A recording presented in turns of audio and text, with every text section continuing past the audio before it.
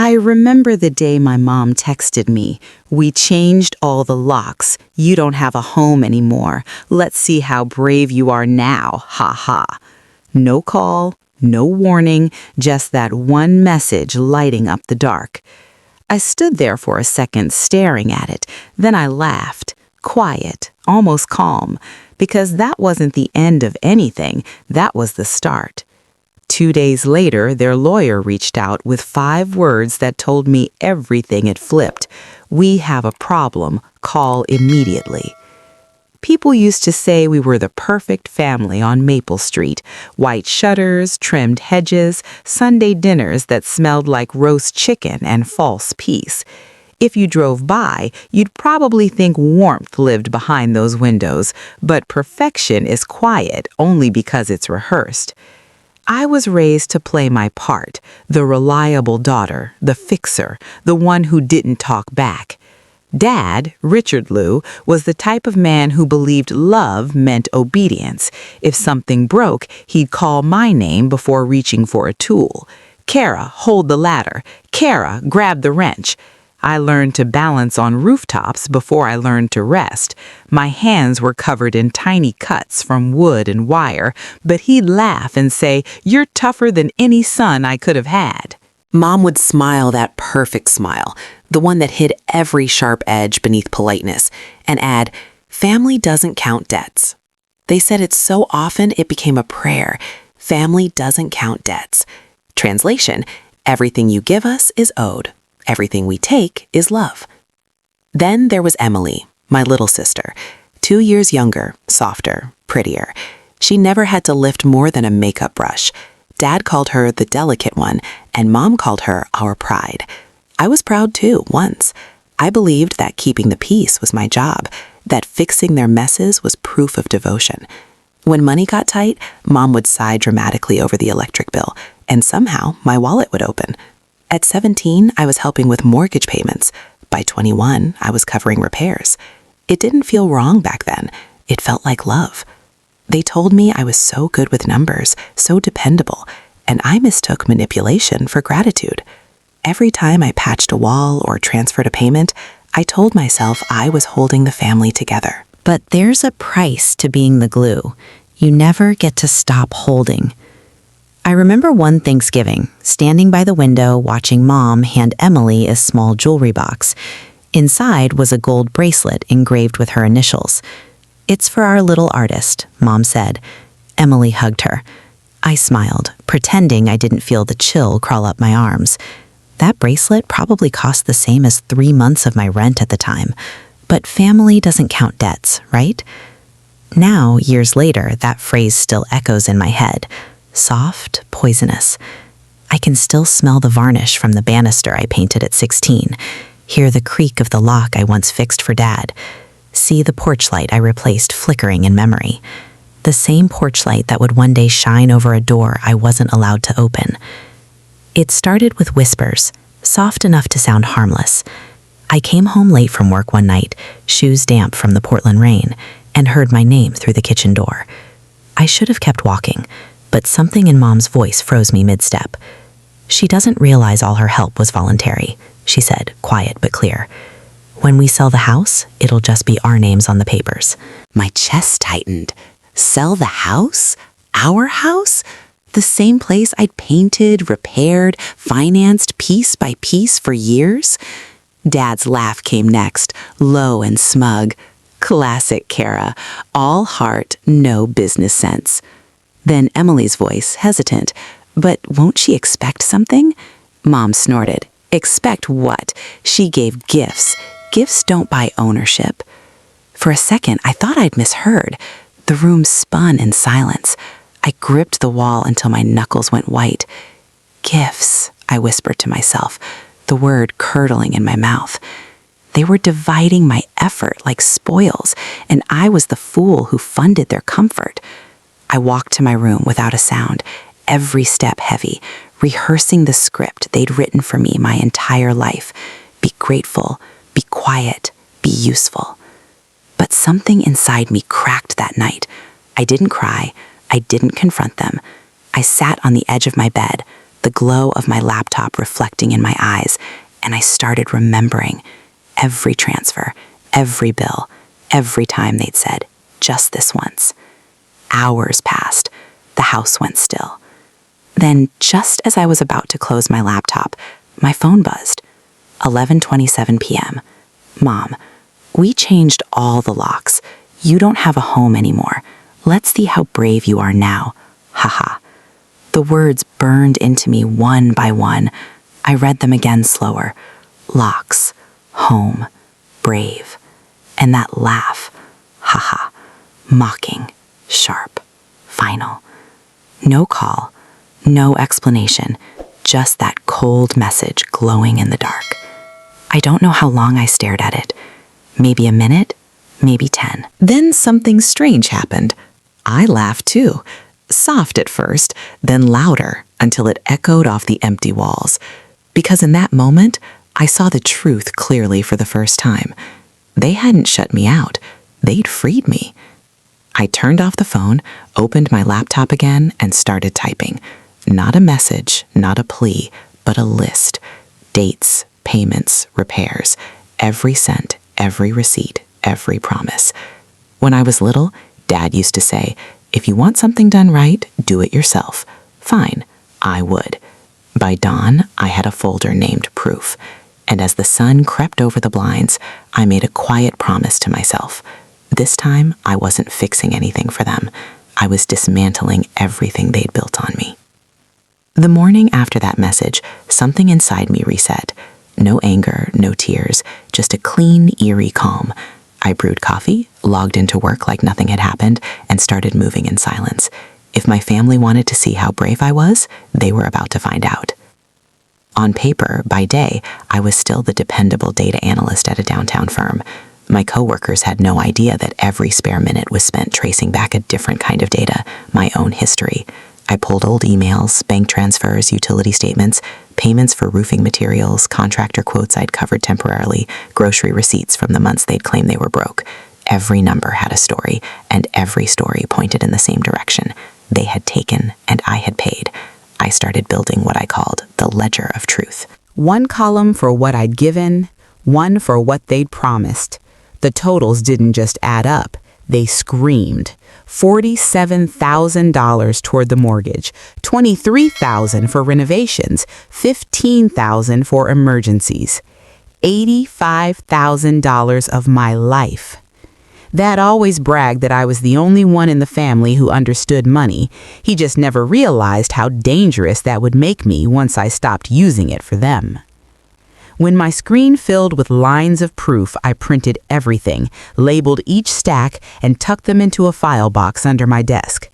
I didn't plan to run to court right away. Revenge, I decided, should age like wine, not explode like fire. I met with 3 different attorneys over the next few weeks. The first 2 spoke to me like I was just another hurt daughter looking for sympathy. The third one didn't. She leaned forward, eyes sharp. You've got a case, a solid one. It's not about the deed, it's about equity. If you can prove contribution and intent, you have standing. Intent. That word clicked. I thought about the text again. Let's see how brave you are now, ha ha ha. That wasn't just cruelty, it was proof. Malicious intent in writing. From that moment, every step I took was deliberate. I documented new transfers. I archived every voicemail Mom left pretending to check in. I backed up every file twice, one on my laptop, one in the cloud. By the time spring rolled around, my case was airtight. My attorney was ready, the paperwork drafted. We just needed one final trigger, something that showed intent beyond question. It arrived right on schedule. 2 days after the anniversary of that lock-changing text, I got an email. The subject line read, Urgent Property Sale Notice. They were selling the house without telling me. I smiled. Finally, they'd handed me exactly what I needed. The day of the mediation felt nothing like the storms I'd imagined. No thunder, no chaos, just a crisp Portland morning. I walked into the downtown law office with a folder tucked under my arm and a coffee in my hand. My heart didn't race. I'd already lived through the worst part, being locked out of my own home by the people who swore they loved me. The receptionist guided me to a sterile conference room. I sat down, placed the folder in front of me, and waited. A few minutes later, the door opened. My parents entered first. Mom in her usual soft beige coat, the one she wore to church to look humble, and Dad in his pressed shirt, jaw tight, eyes burning. Emily trailed behind them, twisting the strap of her purse, her face pale. "Kara," Mom said softly, that same tone she used whenever she needed something. "You look tired, sweetheart." "Good morning," I replied, my voice calm, almost detached. Her lips curved in a smile that didn't reach her eyes. "You didn't have to make this so official. We could have talked." I tilted my head. "You changed the locks. Talking didn't seem to be our family's preferred method." Her smile faltered. The mediator entered, followed by both attorneys. The first few minutes were procedural, polite, the kind of civility that makes your skin crawl when you know what's really underneath. Then my attorney opened the folder and began laying out the documents. Page after page of receipts, transfers, invoices. "This file," she said, sliding it toward the center of the table, "contains proof of Miss Lou's direct financial contributions to the property over a 14-year period." Dad leaned forward, scoffing. "That's ridiculous. Those were gifts. She was helping her family." My attorney didn't flinch. "The payments were repeatedly labeled as temporary assistance with the expectation of reimbursement. You'll also find text messages where both you and Mrs. Lou referred to those payments as loans. We have evidence of concealment of assets as well. Bank statements showing you maintained substantial savings while requesting money from Miss Lou under the pretense of financial hardship." Mom shifted uncomfortably, her hands trembling. "This is being twisted. We never—" I interrupted for the first time. "You told me I didn't have a home anymore. Remember that?" The room went silent. Her mouth opened, then closed. She looked at me, pleading. "That was a misunderstanding, Kara. We were angry."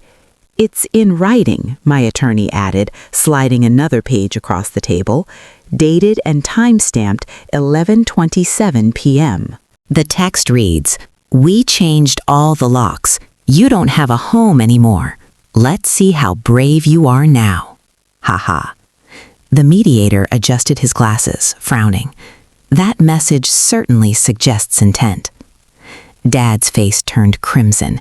"She's twisting everything. That text was a joke." I met his glare evenly. "So was your idea of family."